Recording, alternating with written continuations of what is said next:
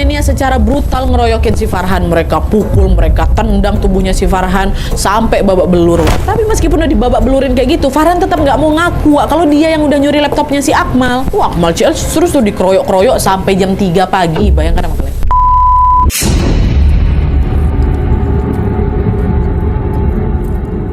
Kisah malam ini menceritakan seorang mahasiswa yang bernama Farhan, Wak. Zulfarhan Usman Zulkarnain atau yang akrab dipanggil Farhan lahir di Johor Baru pada tanggal 29 November 1996. Dia ini adalah anak sulung dari 4 bersaudara, Wak. Ayahnya bernama Zulkarnain dan ibunya bernama Hawa. Di lingkungan keluarganya, Farhan ini dikenal pendiam, penyayang keluarga, dan juga pekerja keras. Sejak kecil dia ini punya cita-cita pengen jadi kapten tentara angkatan laut, Wak. Dan untuk mewujudkan impiannya itu, Farhan pun mendaftar kuliah di Universitas Pertahanan Nasional Malaysia atau UPNM. Nah, UPNM ini, Wak, lokasinya ada di Sungai Besi, Kuala Lumpur. Universitas ini bertujuan untuk mendidik dan juga melatih mahasiswa menjadi perwira militer, baik itu dari angkatan darat, laut, maupun juga udara. Lingkungan di sana disiplin dan terstruktur kali. Mahasiswa itu harus mengikuti jadwal ketat, latihan fisik, dan juga kode etik militer. Tapi meskipun berbasis militer, Wak, mereka ini juga membuka program untuk mahasiswa sipil, terutama di bidang teknik, sains, dan juga teknologi. Nah, dari beberapa program studi yang ditawarkan, Farhan memilih jurusan teknik elektro, Wak.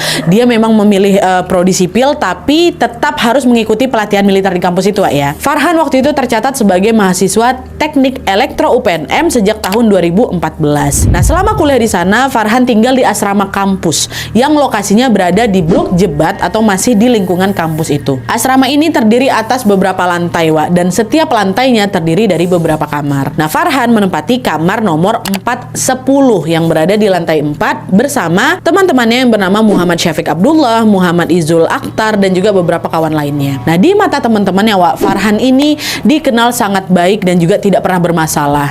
Dia juga nggak pelit ilmu dan dia ini juga suka ngebantuin temannya yang lagi kesulitan belajar. Tapi meskipun begitu, dia ini juga dikenal pendiam, Wak, tipikal yang kalau nggak diajak ngobrol ya udah nggak ngomong kayak gitu loh. Nah, selama hampir 3 tahun di sana, Farhan menjalani kehidupan kuliahnya dengan sangat baik. Dia nggak pernah melanggar aturan, selalu rajin ikut kelas dan pelatihan militer, dan dia juga nggak pernah punya masalah sama kawan-kawannya. Jadi bisa dibilang dia tuh nggak punya musuh lah gitu, Wak. Tapi seiring berjalannya waktu, tiba-tiba ada beberapa teman yang nuduh dia melakukan sesuatu yang tidak dia perbuat. Dan berawal dari tuduhan itu, Farhan pun mulai dibully secara verbal dan juga fisik yang membuatnya mengalami trauma berat dalam hidupnya. Tuduhan apa yang dilayangkan ke Farhan dan gimana pembulian yang dia terima? Sekarang kita masuk ke kronologi ceritanya.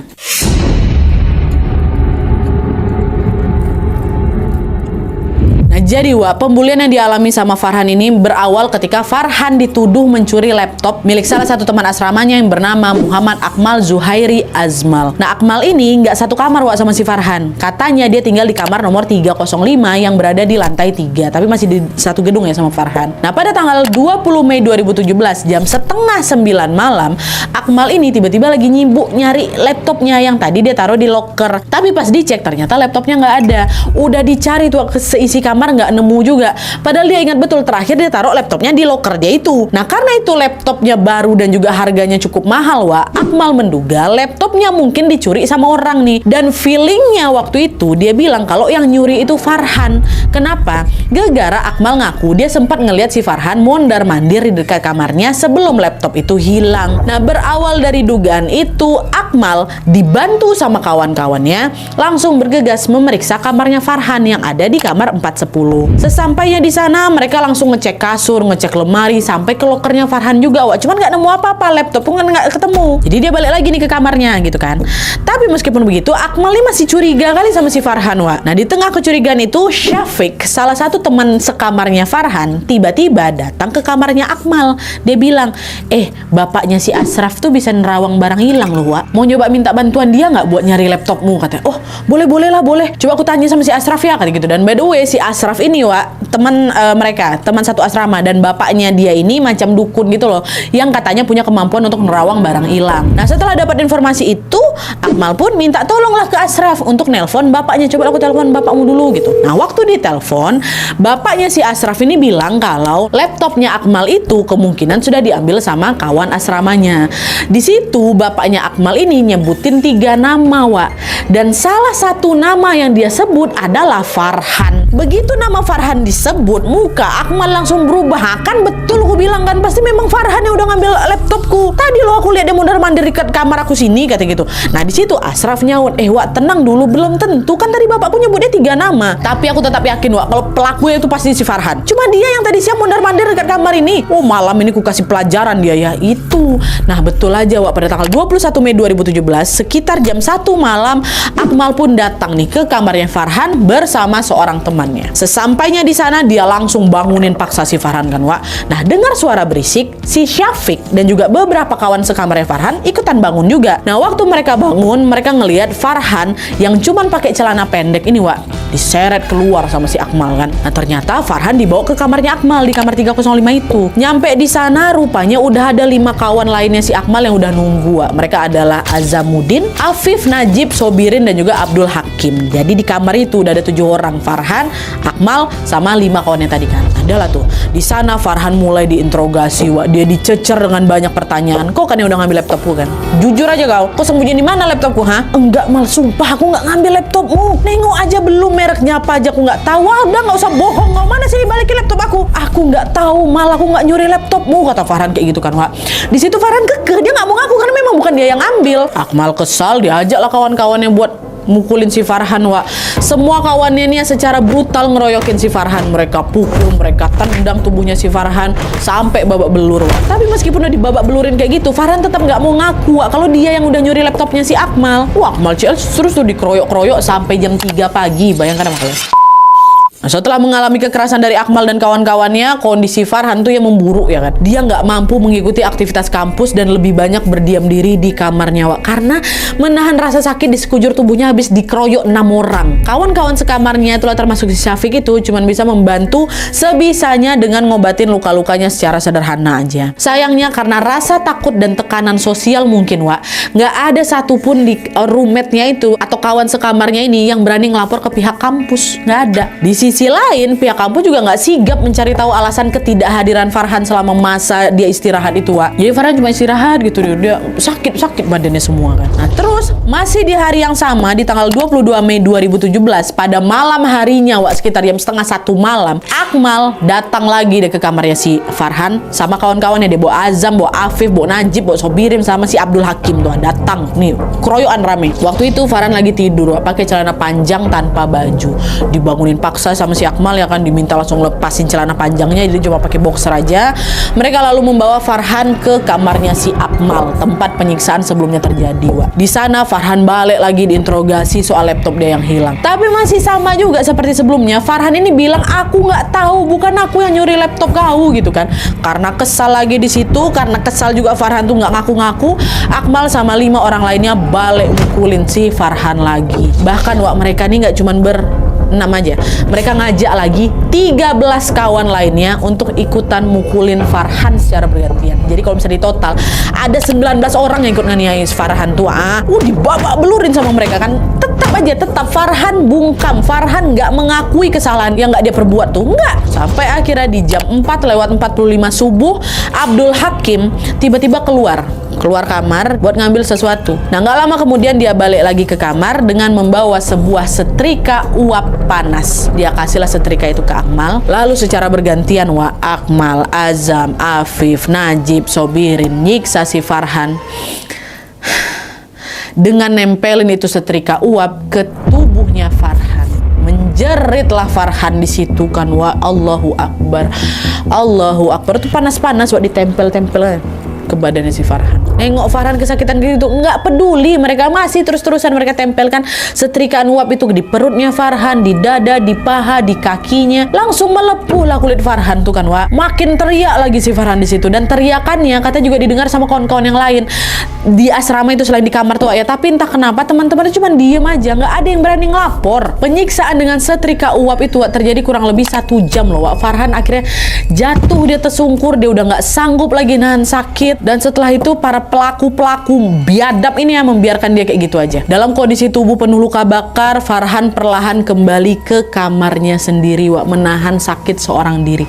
Ada info yang bilang memang kalau Farhan ini yang jalan ke kamarnya sendiri. Nah, sejak saat itu Farhan terus terbaring lemas di kamarnya sambil nahan perih akibat luka bakar di tubuhnya. Mirisnya di sini tidak ada satupun temannya yang berani bawa dia ke klinik. Dia cuma diobati seadanya, jawab pakai obat oles katanya. Nah, terus besok harinya di tanggal 23 Mei 2017 atau sehari setelah penyiksaan kedua, seorang mahasiswa yang bernama Aiman Aufa datang ke kamar 410, kamarnya Farhan. Dia bukan mau tengok Farhan, tapi mau nyari kawannya si Farhan nama Izul, ya kan. Tapi waktu nyampe di sana Izul nggak ada. Nah, Aiman justru ngelihat di situ ada Farhan terbaring lemas di kasur paling ujung tanpa busana, dari pusat sampai bawah ketutup kain, Wak. Nah, waktu dideketin Farhan tuh udah tengok lemas sekali kan, Wak. Terus tubuhnya itulah penuh luka bakar. Nah, ngeliat luka itu, Aiman menduga kalau ini Farhan ini pasti habis disiksa orang nih, habis dikeroyokin orang gitu. Si ini nggak tahu apa-apa Aiman. Meskipun nggak tahu pasti siapa pelakunya, Wak, ya. Aiman sama juga, dia nggak berani melapor. Tapi meskipun nggak ada yang lapor, Aiman ini mencoba berbuat sesuatu untuk nyembuhin Farhan. Dia memang nggak bisa bawa Farhan ke rumah sakit, Wak, karena takut pasti nanti pelakunya bakal tahu, bakal ikutan malah nyerang dia. Cuman si Aiman ini bikin surat kaleng, Wak. Surat kaleng yang ditujukan ke pihak rumah sakit angkatan bersenjata atau RSAB. Nah, di surat itu Aiman minta tolong ke pihak RSAB untuk tengok kamar 410, tolong rawat salah satu kawanku, dia lagi luka parah. Nah, dia bikin surat itu diselipinnya, Wak, melalui pagar RSAB. Tapi di situ bukan yang ngerespon, surat itu malah dianggap iseng, Wak, sama pihak RSAB. Jadi mereka nggak pernah datang ke kamar 410. Tapi entah gimana ceritanya, Wak, ya, isi surat itu justru tersebarnya di media sosial sampai ditengok sama si Akmal. Akmal tahu nih, 410 ada orang yang luka gitu kan. Nah, karena dia nggak mau aksi jahat itu ketahuan, Akmal lalu pindahin si Farhan dari kamar dia ke kamar lain, ke kamar 406. Nggak dijelasin detail kamar itu milik salah satu pelaku atau bukan, Wah. Cuman yang jelas di kamar inilah para pelaku ngerasa aman untuk nyembunyiin si Farhan. Dan di sana, Wak, Farhan katanya dijaga ketat tuh sama 2 orang di antara mereka. Pintunya dikunci gitu kan. Jadi nggak ada yang bisa masuk ke sana selain Akmal sama kawan-kawannya, ya. Ditaruh di situ si Farhan kan, Wak. Ya Allah. Dah, selama 3 hari, Wak, Farhan terus dikurung di kamar 406 itu.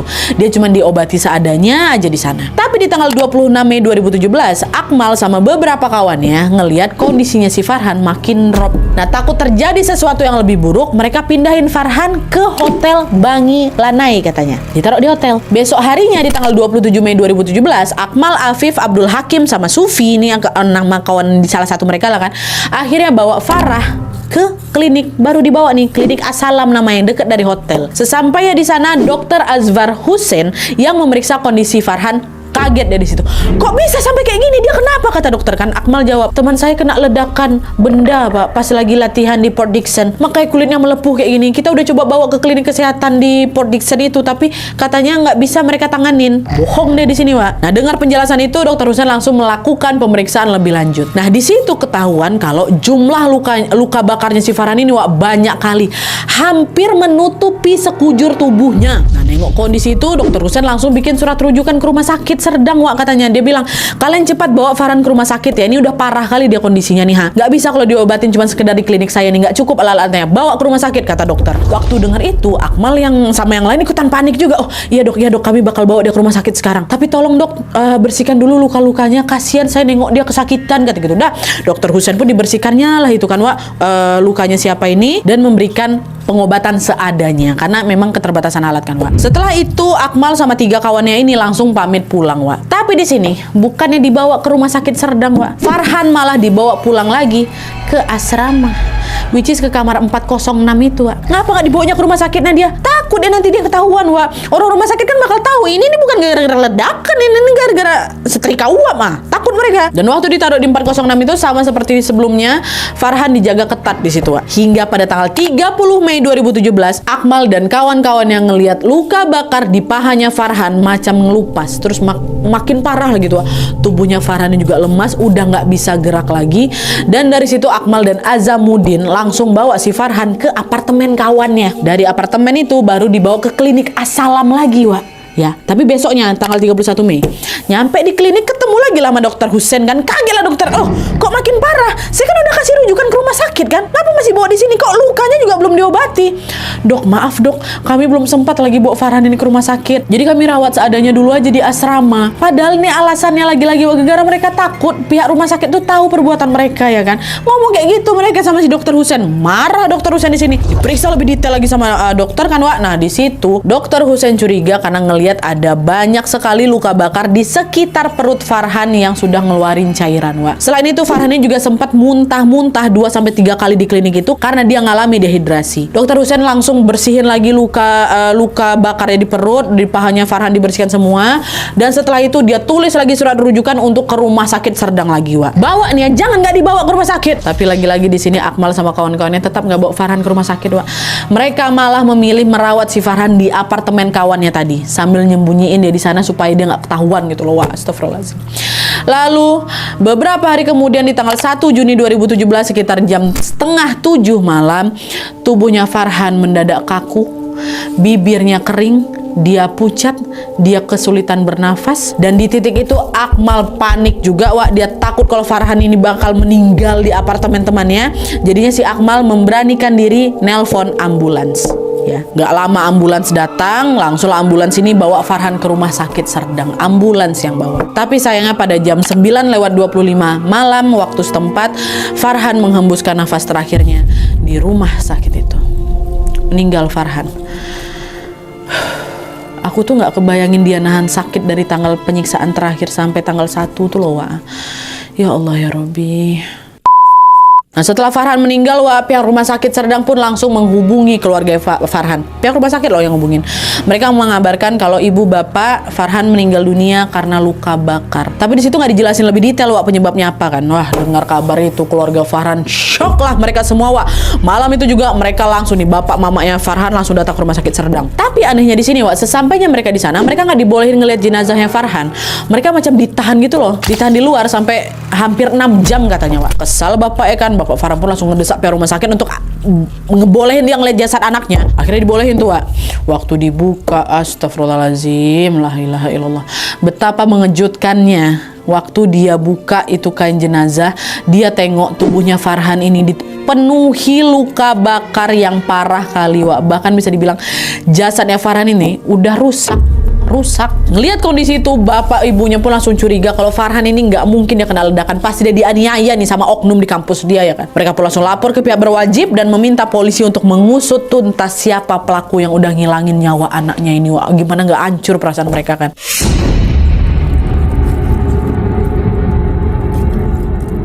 Nah, setelah menerima laporan dari orang tua Farhan, Wak, polisi pun bekerja sama dengan pihak rumah sakit Serdang itu untuk melakukan otopsi jenazah korban. Nah, dari hasil otopsi itu ditemukan sejumlah luka bakar yang menyebabkan sekujur tubuhnya korban ini lengket, Wak, karena lapisan kulit luarnya itu udah meleleh, ya. Luka bakar itu ditemukan di beberapa titik, mulai dari dada, perut, paha, kaki, bahkan mohon maaf kemaluannya juga, Wak. Kalau di total ada 90 luka bakar. 29 diantaranya luka bakar tingkat 3, 59 luka bakar tingkat 2, dan hanya ada 2 luka bakar tingkat pertama atau tingkat ringan, Wak. Cuman 2. Luka bakar itu menutupi 80% tubuh korban yang menyebabkan korban mengalami komplikasi, yaitu kekurangan cairan tubuh, infeksi bakteri juga, dan kerusakan organ vital yang parah. Nah, dengan demikian, tim forensik menyimpulkan bahwa luka bakar itulah yang menjadi penyebab utama kematiannya Farhan. Nah, waktu diperiksa lebih lanjut, Wak, ahli forensik dari Rumah Sakit Serdang mengidentifikasi luka bakar itu diakibatkan oleh benda panas. bukan akibat ledakan seperti apa yang dibilang sama si Akmal kemarin. Nah, dilihat dari polanya, tim forensik pun langsung menyimpulkan kalau benda panas itu adalah setrika uap karena ada bentuk runcing-runcingnya memang, Wak, yang ditempelkan di sekujur tubuh korban. Ini setrika ini. Nah, selain luka bakar, tim forensik juga menemukan adanya luka lebam kebiruan di kelopak mata kiri, luka gores di alis kiri, dan juga pendarahan di bawah kulit kepala sebelah kanan, kiri, dan juga tengah, Wak. Luka itu kemungkinan disebabkan oleh hantaman benda tumpul macam itu tangan ataupun kaki. Gak cuma itu aja, setelah dicek lebih lanjut lagi, Wak, korban ini ternyata juga mengalami patah tulang di beberapa bagian. Bayangkan, Wak, seberapa banyak luka dalam tubuhnya tuh, ha? Dari temuan tersebut, tim forensik menduga kalau luka bakar dan juga lebam-lebam yang dialami sama Farhan ini kemungkinan karena aksi kekerasan yang dilakukan oleh oknum di kampus UPNM. Kenapa langsung mengarah ke oknum kampus? Karena selama ini Farhan ya kan tinggalnya di asrama kampus. Hari-hari biasanya dihabiskan di kampus. Dia nggak pernah keluar asrama kecuali memang ada acara kampus di luar. Jadi setiap hari dia ketemunya pasti sama orang-orang kampus. Pasti nih kejahatannya ada di kampus. Nah, akhirnya setelah diotopsi udah ada hasilnya, jenazah Farhan pun dimakamkan di tanggal 2 Juni 2017 di pemakaman Islam Kebun Teh Johor Bahru. 3 hari setelah pemakaman itu, tepatnya di tanggal 5 Juni 2017, pihak berwajib pun langsung mulai melakukan penyelidikan di kampus UPNM. Sebelum aku lanjut, Wak, mungkin di antara kalian juga banyak yang nanya, Nat, kok bisa sih Zul Farhan disiksa berhari-hari di asrama tapi pihak kampus bisa nggak tahu? Masa nggak ada pengawas, Nat? Terus masa nggak ada dosen yang nyariin dia waktu dia absen kuliah, Nat? Aku juga mikirnya sama, kok bisa ya pihak kampus nggak tahu gitulah. Nah, jawabannya, Wak, setelah kami cari tahu, ternyata jawabannya lebih kompleks. Dari informasi yang kami dapat, kalian bisa cross check sendiri juga, Wak, ya. UPNM ini adalah institusi militer. Di sana kehidupan kadet atau siswa militer ini, Wak, lebih banyak diatur oleh internal atau chain of command. Jadi antara kadet sendiri yang saling mengawasi dan bertanggung jawab gitu loh, Wak. Bukan kayak kampus sipil yang dosennya mantau absen harian terus langsung nanyain kalau ada ini mana nih kok dia nggak masuk gitu. Enggak, kata dia kayak gitu. Nah, di sana katanya pihak kampus atau pengawas ini juga nggak masuk ke kamar-kamar kadet satu-satu kalau nggak ada laporan resmi, Wak. Sementara kejadian penyiksaan itu ditutup rapat-rapat sama pelaku dan juga kelompoknya. Jadi teman-teman yang lain yang tahu pun banyak memilih untuk diam karena dia takut. Makanya itu katanya pihak kampus ini baru tahu saat kondisinya Farhan udah parah kayak gitu dan udah terlambat gitu. Oke, kita balik lagi ke proses penyelidikan.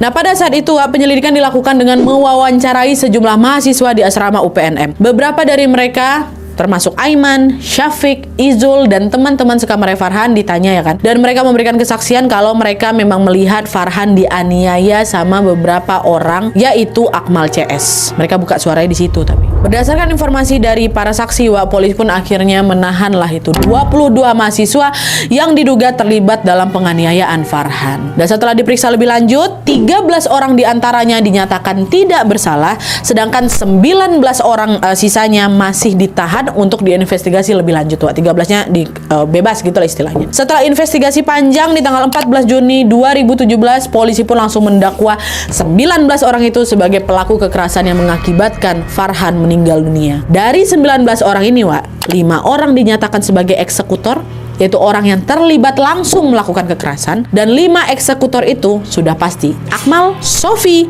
Najib, Afif, dan juga Sobirin Sabri. Dan ada lagi nih, Wak, satu orang yang membantu eksekutor. Dia yang nyiapin setrikanya, tapi dia nggak ikut ngelukain korban. Siapa dia? Itulah tadi si Abdul Hakim tuh. Nah, ini 6 orang eksekutor. Sisanya 13 orang lainnya dinyatakan sebagai kolaborator. Mereka ikut melukai korban. Setelah polisi mengumumkan nama-nama terdakwa, mereka pun langsung diseret ke pengadilan pada tanggal 29 Januari 2018. Dalam persidangan itu, Wak, masing-masing pelaku mengajukan pembelaan. Mereka bilang kalau mereka tidak menganiaya korban, katanya. Tapi pernyataan itu langsung dipatahkan sama saksi-saksi yang mengungkap kronologi kejadian di saat itu. Mulai dari tuduhan pencurian laptop sampai ke penganiayaan yang menggunakan setrika uap yang dilakukan sama Akmal dan kawan-kawannya. Nah, karena pengakuan para saksi ini sinkron dengan hasil otopsi di tubuh korban, Wak, terdakwa udah nggak bisa berkelah lagi. Pihak pengadilan pun memutuskan 19 orang itu bersalah. Pada tanggal 31 Juli 2019, salah satu kolaborator yang bernama Akmal Afif, tapi dia bukan Akmal si eksekutor tuh, Wak, yang namanya sama aja Akmal. Akmal Afif ini dibebaskan dari semua tuduhan karena pengadilan tinggi tidak menemukan bukti apapun yang mengaitkan dia sama kasus ini. Jadi dari 19 satu dibebaskan gitu loh. Nah, yang 18 ini akhirnya dijatuhi vonis hukuman yang berbeda-beda. 5 eksekutor dijerat dengan Section 304A Kanun Keseksaan Malaysia atas dakwaan menyebabkan kematian dan dijatuhi hukuman 18 tahun penjara. Dan sisanya atau para terdakwa yang terbukti ikut serta dalam aksi penyiksaan ini dikenakan Section 330 Kanun Keseksaan Malaysia karena menyebabkan luka parah dan masing-masing dijatuhi hukuman 3 tahun penjara aja. 3 tahun kemudian jaksa mengajukan banding ke pengadilan dan meminta hakim untuk mengkaji ulang hukuman yang diberikan kepada pelaku. Menurut jaksa, 5 eksekutor dan 1 pembantu eksekutor itu layaknya dihukum mati karena sudah menyebabkan korban kehilangan nyawanya secara pelan-pelan pula. Kan bisa dianggap pelan-pelan gak, Pak? Ini kan sakit dari lama tuh. Nah, karena sejalan dengan jaksa penuntut pada tanggal 23 Juli 2024, banding itu pun diterima sama hakim. 5 eksekutor dan 1 pembantu eksekutor itu dijatuhi dakwaan yang lebih berat, yaitu Section 302 Kanun Keseksaan Malaysia tentang pembunuhan, dan mereka dijatuhi hukuman mati dengan cara digantung. Sedangkan 12 kolaborator lainnya itu yang tadinya 3 tahun, akhirnya ditambah 1 tahun aja cuman jadi 4 tahun penjara. Tapi inilah dia, vonis hukuman gantung kepada 6 pelaku tidak terlaksana karena pada tanggal 18 Februari 2025 pihak terdakwa banding lagi. Dan kali ini pengacara dari pihak terdakwa meminta vonis itu untuk dibatalkan karena mereka menganggap tidak ada bukti valid yang menyatakan kalau mereka sengaja melakukan penghilangan nyawa itu. Mempertimbangkan hal tersebut, Mahkamah Persekutuan Malaysia pun membatalkan vonis hukuman gantung dan mengembalikan hukuman para eksekutor ini menjadi 18 tahun. Keputusan ini katanya diambil karena pihak pengadilan meragukan adanya hubungan langsung antara cedera dengan kematian korban, kata dia kayak gitu. Selain itu, pelaku ini juga dianggap melakukan kekerasan tanpa ada niatan membunuh katanya, sehingga mereka ini tidak dikenakan pasal hukuman mati. Tapi nggak ada niat bunuh, Pak. Kayak gitulah intinya. Awak aja kecewa kan, apalagi pihak keluarga. Pihak keluarga Farhan sangat-sangat kecewa dengan putusan akhir itu. Karena gimana pun juga, para pelaku ini sudah menghilangkan nyawa anak mereka dengan cara sekejam itu. Cuman gimana, mereka nggak punya daya menentang keputusan pengadilan. Ya udah, terima aja, memang inilah mungkin nasibnya ya kan, Wak. Mari kita doakan semoga almarhum Zul Farhan ditempatkan di sisi terbaik Allah Subhanahu wa taala. Amin ya rabbal alamin. Oke, Wak, jadi itu tadi kasus Zul Farhan Osman Zulkarnain, mahasiswa UPNM yang tewas bukan karena musuh di medan perang, tapi karena kawannya sendiri. Keluarga pasti nggak pernah membayangkan kan, Wak, anak mereka yang dikirim buat menggapai cita-cita sebagai perwira malah pulang dalam peti jenazah karena menjadi korban penganiayaan brutal. Bagi orang tuanya, Wak, kehilangan Farhan itu bukan cuma soal duka aja, tapi juga soal keadilan yang harus terus diperjuangkan demi martabat anaknya. Di balik kasus ini, Wak, ada luka besar soal budaya perundungan yang dibiarkan tumbuh liar, senioritas yang keliru, gengsi untuk bicara, dan juga rasa takut melawan arus. Semua itu membungkam mulut orang-orang yang tahu tapi memilih diam.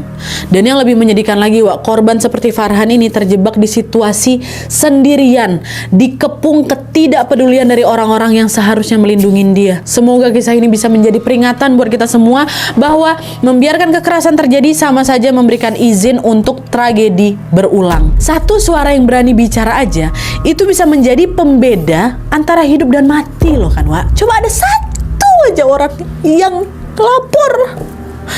lapor Farhan lagi kayak gitu, bisa jadi Farhan bisa diselamatkan lebih cepat kan, Wak. Jangan tunggu sampai kehilangan baru sadar. Karena, Wak, korban bully berikutnya bisa jadi aja ada di sekeliling kita, tapi mereka lagi nunggu ada yang cukup berani untuk bertindak. Yuk, bisa yuk lebih peka dan lebih berani untuk bicara, ya.